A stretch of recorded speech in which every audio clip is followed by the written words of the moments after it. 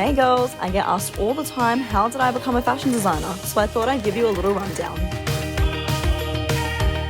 Good afternoon, everyone. Firstly, I'd like to thank you all for being here today, and I feel truly honoured to be speaking at the Young Leaders Program. So today I'll be discussing how social media can be used to meaningfully engage and foster cohesion. So I'm someone who really likes to break things down to understand the core of what we're discussing. So I'm going to break this down into 4 parts. Part 1, what does social cohesion even mean? Part 2, the positives of social media. Part 3, the drawbacks of social media. And Part 4, the verdict. Before I jump into it, I want to tell you a little bit about myself. I am a second-generation Muslim Lebanese Australian. My background is modest fashion. I'm a fashion blogger and a lifestyle influencer, and I'm also a fashion designer. And I've actually just passed my 1-year anniversary of my line, Yasmin J. the Label. Thank you. So what has made me who I am today is my past, my present, and my future. And at core, this all comes from my cultural background.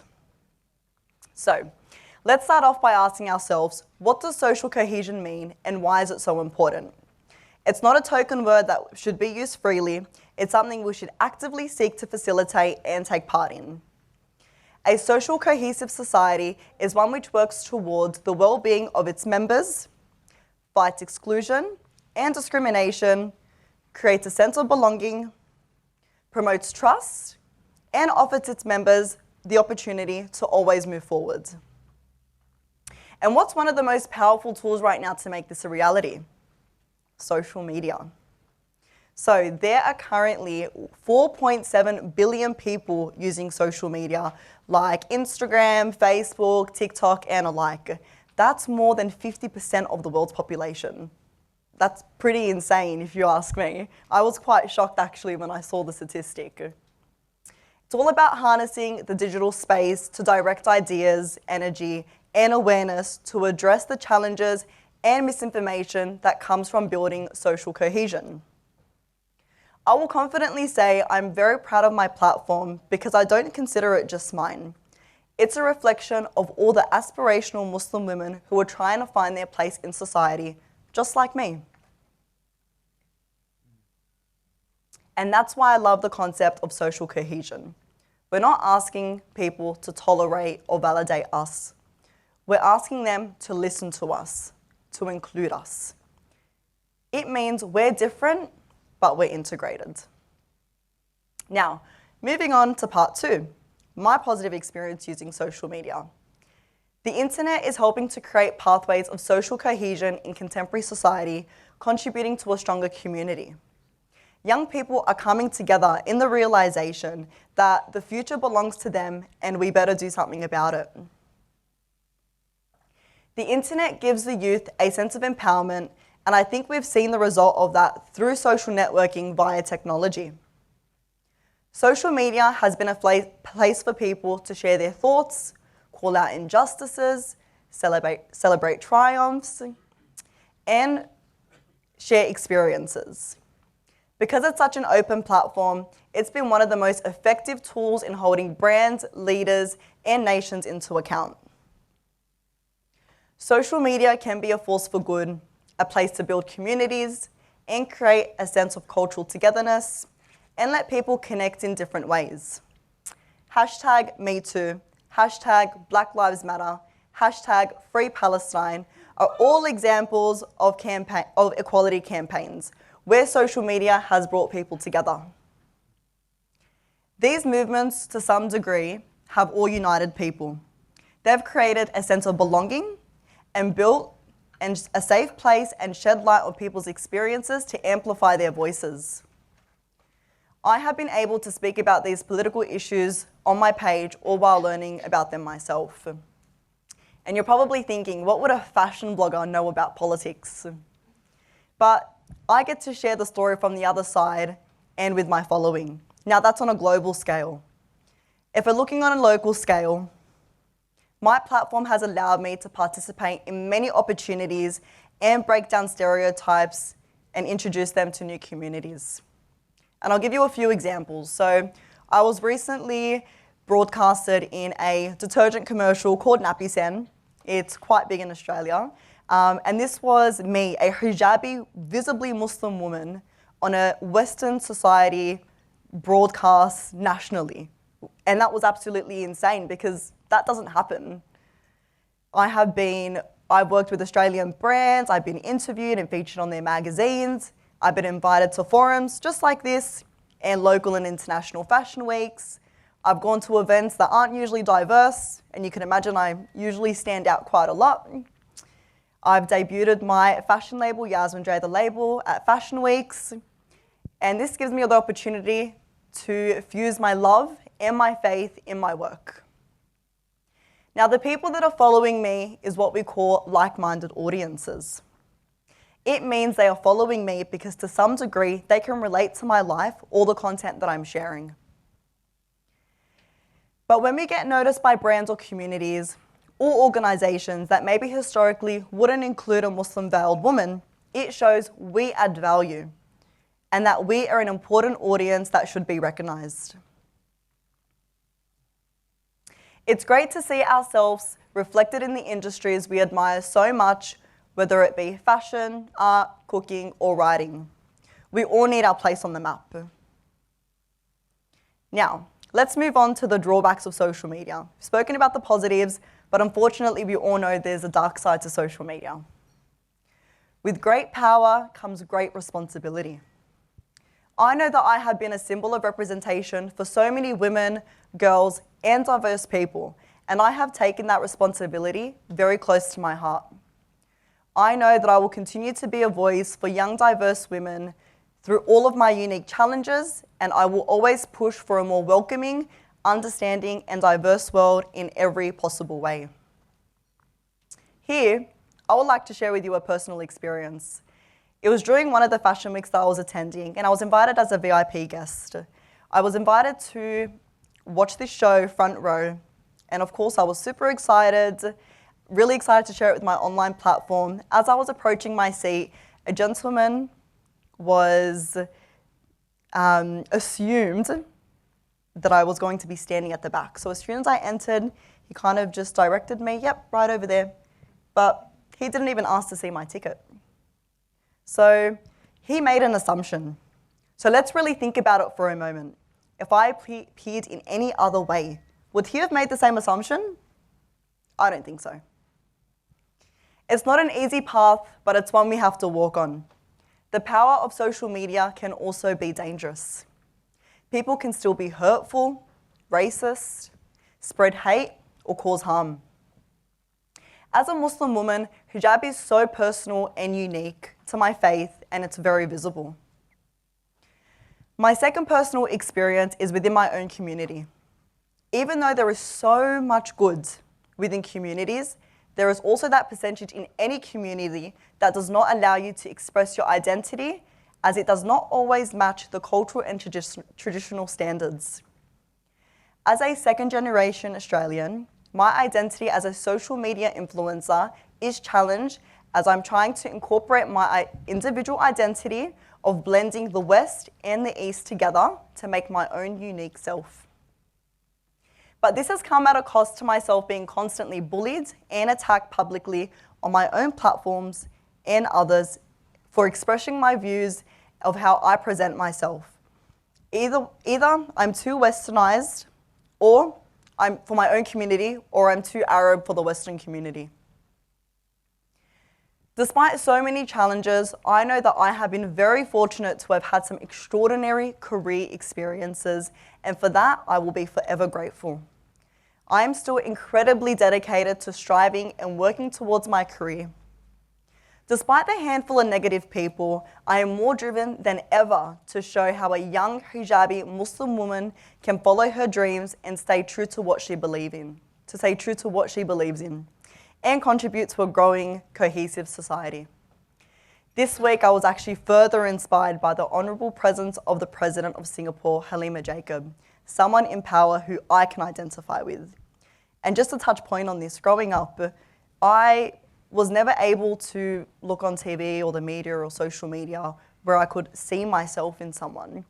I never saw a hijabi woman in power on television. So starting my page, it was about, I want young girls to see me and for them to know, even though I wear the hijab, doesn't mean that I can't travel where I want to travel, achieve what I want to achieve, be a successful businesswoman, be this, be that. You know, I want to break those stereotypes. I want to inspire people. And seeing the president wearing a hijab in such a powerful position was so inspiring. Now, for my verdict, part 4. While social media is such a great tool for reach, engagement, and sharing information, I don't expect a perfect score. There are drawbacks, and we can't change everyone, and that is okay. My hope is to see a strong local and international core of young leaders who are from all walks of life, who are well-versed and confident in addressing social cohesion issues. The only thing between us is a barrier. And by embracing social media, we can definitely break those stereotypes in building a cohesive society that we can be proud of. One we can leave for generations to come after us. No matter what your platform is or your position, how big or small your following is, whether it's social media or everyday life, embrace who you are and represent it proudly. Simply by doing that will inspire others. Even if you change one person's perspective, that's a success. And one more person joining our cohesive society. And at this point, I would like to acknowledge all of you, the ICCS, and the Singapore government for your leadership. An impact is an impact. We can all be influencers in our own way. And if you haven't, start today. Thank you. Thank you. My question's for Yasmin.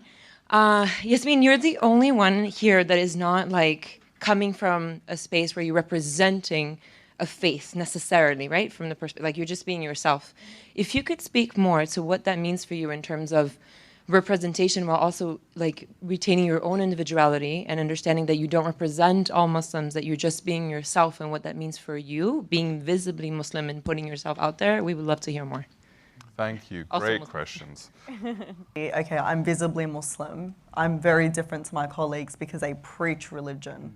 I don't preach religion because I am in no position to preach religion. I'm not on social media to be a sheikh or an imam. And I wouldn't say, I don't like saying modern Muslim because modern kind of gives that, indication that I've modified what I believe in and how I present myself to accommodate to the society that we live in now. But when I first initially started my page, people always ask, how did you start your page? I can't give them an answer because it kind of just happened by accident. I'm Muslim, I was raised Muslim, I wear the scarf, I pray, I fast, 1, 2, 3, the list goes on. But I'm not on my social media to promote how a proper Muslim should be because no one is perfect. And I don't expect anyone to be perfect. We're all struggling, we're all trying to find our place in life, and living in a Western society as well, we're represented on the media so poorly. So my way of kind of getting to a point where I'm like, okay, well, what do I want to do with this platform? I don't want to be that girl that just posts pretty pictures on Instagram, even though, yes, I love fashion, I love beauty, I love traveling, but how can I still do all of this, but we're still being authentic to my beliefs? So in doing so, it's just, I have to learn my boundaries. Say I'm going to a photo shoot, they want me to wear something that isn't modest. I have no issues in saying, okay, this goes against what I believe in or goes against my values, and I don't do that. So like I said, it goes back to the point of I'm not preaching religion in the sense of you can do this but you can't do that because no one's perfect. The reason why I got into fashion to begin with was because, and it wasn't even necessarily fashion, it was just about having a platform.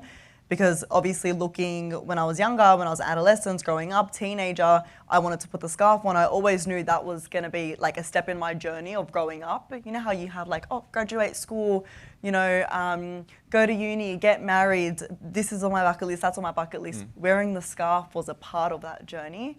And I was never able to look at someone and think, oh my God, I can see myself in them. And it was always my mum. So I know everyone's, inspiration is their mum. Everyone looks up to their mum. But the reason why I looked up to my mum so much as well was because, and my aunties, because I could see myself in them so much. And I'm like, okay, so what made me want to put the scarf on? What made me want to feel an obligation that I believe in? And it was because I had seen it from someone who inspired me and that I respected. So as well with putting the scarf on, I get lots of messages from girls saying, I really want to put the scarf on, but 1, 2, 3, what's your advice? I really want to do this, but what's your advice? Or I put the scarf on because of how much your page inspired me, because I realized that just because I wear the scarf doesn't mean that I can't do certain things that I thought I couldn't do. So as well, I wanted to be that person where it's, I show them that, yep, I'm Muslim, I wear the scarf, but I'm just like everyone else. And they can see that too, and that would inspire them to as well fulfill an obligation that is, upon us. Yeah. And you mentioned your mum. Is she in the audience? Yes, she's right. Where are you? The one filming. Is that your mum? Oh, she's filming. Please stand up. No, go, please. Thank you. What? Okay, so my question is, when we talk about social media, you want to, especially when you have a following, you'd want to be your authentic self, right? Because you're wanting to relate to your followers. So my question is, what are your thoughts on curated content on social media? Would you say that you're the same person online and in the real world? And how do you reconcile with that? Just from personal experience, when my page started to grow, I needed to learn how to separate my social media life to my real life. And examples of that is I had gotten to a point where, for example, I wouldn't even go on social media without makeup. And I never used to wear makeup, but when I started social media, I thought it was fun. And then because I had gotten so used to wearing makeup, I had to say to myself, okay, well, like on a day-to-day basis, I don't wear makeup and I just pretty casual. But obviously on Instagram, I'm a little more theatrical because I'm creating fashion content. So I had to learn to kind of, and there's a lot of beauty standards so as well. So it was like, I don't want to be a part of creating this beauty standard where you can't feel beautiful without makeup. So that's one of the things where I was like, okay, just because I'm not wearing makeup doesn't mean I can't like take a video and pop it up on my story. So I had to separate that. Another example is with my husband, for example. My husband's super, super private. And then you have me who is a lot more public. So it's all about respecting boundaries. I know, for example, my dad and my mom, they don't mind being on social media. So, when I'm doing family things, I know who is comfortable and who's not comfortable. There are times where maybe my sister doesn't want to be on social media or my husband, and I have to respect those boundaries. So it's all about figuring out, even when I go to a wedding, if that person doesn't want to be on social media and I don't know, I will ask them. And if I haven't asked, I respect that boundary and don't post anything, because not everyone wants their life so publicized. There are a lot of things that I keep private. People think that, she's so big on Instagram, I know everything about her life. But really that's not the case. I show you what I choose to show you. So that's the thing. You choose parts of your life to show. I'm happy to show where I go. I'm happy to show how I do my makeup or how I like to style an outfit. But I'm not happy to share things about my relationship. I'm not happy to share things about maybe my sister's kids, for example. There's just those boundaries that I keep private and others that I'm happy to, publicize. I know you guys with such a huge following on social media and, having these faith-based roots. How do you sort of cope, and I know this ties into mental health as well, how do you sort of navigate these turbulent waters of testing faith while, you have such a heavy load on your shoulders with all of this going on in the background, social media, family, and obviously this does test your faith, and how do you go about, navigating those turbulent waters? Just with Taha's question in regards to looking at more like the bullying aspect of social media, to give like a really quick example, when you have such a large following or even a small social media presence or anything like that, when people meet you, you have no idea who they are, but they think that they know you in and out. So when they meet you, it's like they're meeting you for the 100th time and they're talking to you like they're your best friend, which is completely fine. But then as well, it comes to the boundaries where they can cross those boundaries where, you know, if I've met someone for the first time because they've been following me and they'll comment on, for example, which is very, very, very common with me, they'll comment on my body weight. Body image is such a massive thing, I'm sure you all know. But because they know me so much on social media that they feel comfortable to be like, oh my God, you're like so skinny in person. Like, and this is all comes with body image. Or even, you know, on Facebook, people don't know who you are, but then people have these Facebook groups and will post your picture, and then under the comment section, it's just a rampage of people's opinions. And I'm like, these people don't realize that there is actually a person behind the screen. I have feelings too. There's been so many moments and times where people would have really negative opinions about me, and you know, I've heard crazy things like I'm a part of like an influencer conspiracy, alien theory, and I'll email you the document. Like, I've read the craziest comments, right? And there's been times where I'd literally be crying in my room and, you know, crying to my mum, telling her, oh, and I'm questioning what I'm doing. You know, and it would make me think like maybe I should delete my Instagram, maybe I am doing something wrong, because once you hear comment after comment after comment after comment, and you know, group after group after group, it tends to get to you. So I think something that people don't realize is that it's, you know, there is a person behind the screen, and throughout all the years on social media, I've had to really build thick skin. So for someone who does want to enter the digital space, really keep in mind that you need to have thick skin. It doesn't happen overnight. Someone can say something to me today and it will not faze me, but if someone said the same thing to me about a couple of years ago, I'd probably be like so depressed in my room and not post for a couple of weeks because I'm like, I can't believe this person said this about me, or you know, something like that. So that's the counterbalance, the counterfoil to the safety. It could be vicious too. Definitely. I mean, because you have a reach and having such a reach is powerful, do you think it's fair for people to put you on the podium to use that power for causes? Because many times, because you have reach, people want you to speak up on certain matters. And do you think, firstly, it's fair for people to put you on the podium to speak up on matters which you may or may not agree with? And two, if you are in such situations, how do you then either agree, disagree, or support? It could be human rights issues or even anything, you know, yeah. It was obviously a time, well, you all remember COVID. I don't really know how it was in other countries, but with Australia, for example, taking the vaccine was a very, very, very controversial. There were, you know, pro-vaxxers, anti-vaxxers. Like I said, I know in Australia it was super controversial. I don't know how it was in other countries. There were protests and riots about, you know, whether taking it or don't taking it, because it was mandatory. And, you know, I made the decision to talk about my choice, and I made a choice very early on when the pandemic and the vaccine came out, whether I was or wasn't going to take it. And I had posted that on my page, but I had opened a wormhole of people having their opinions on whether they thought I made the right decision or didn't make the right decision. So I think any topic you talk about, whether it's vaccines, whether it's you know, a civil war going on or a political issue or anything in the world, not everyone's going to agree with you. So there's always going to be the people who have the same views, or have people who will completely be livid by your decision, or, oh my God, how could something that is so common sense to me can be absolutely crazy, you know, to someone else. Yeah, so even when you're speaking on a certain issue, I will relate to this, so I'm going to post this because I am so knowledgeable about it, and it affects people that I personally know. So I want to talk so much and spread as much information as I can.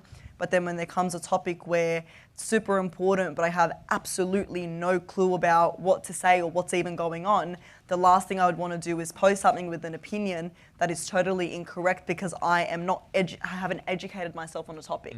Hi, my name is Hanadi, and I'm from New York City.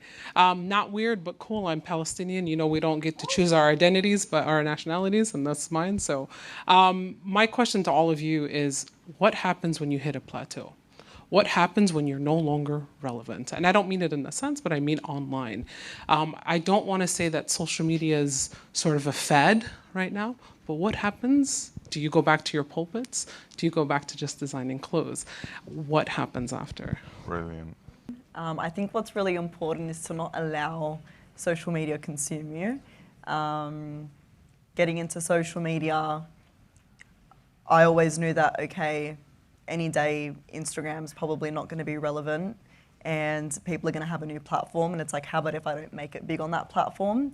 So I think every platform that comes out, I do try to like grasp onto each, because even though Instagram's gone, maybe YouTube is still relevant, and vice versa.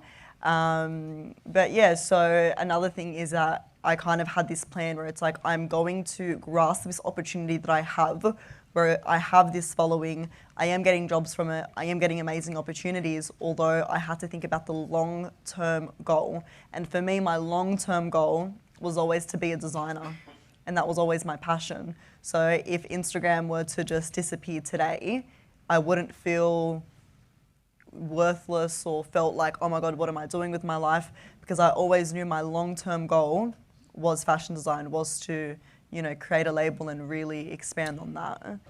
My takeaway from this is ask a question. What divides us? The media, social media, so many stereotypes, fake news.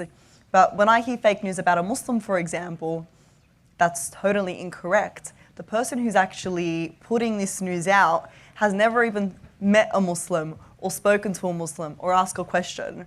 So before having assumptions and forming an opinion, before doing that, do your research, talk to someone. And you can't say, oh, but I've never come across a Muslim before. I ask them.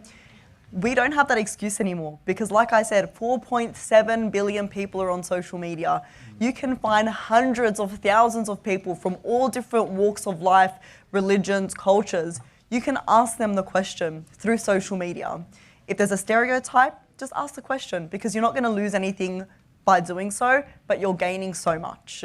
And yep, I'm not going to be typical and say follow your dreams and go for it, but honestly, it's the truth. Never think that you're not able to achieve something because of where you come from or what you believe in. So yeah, and just stay true to yourself. But yeah. You, very good.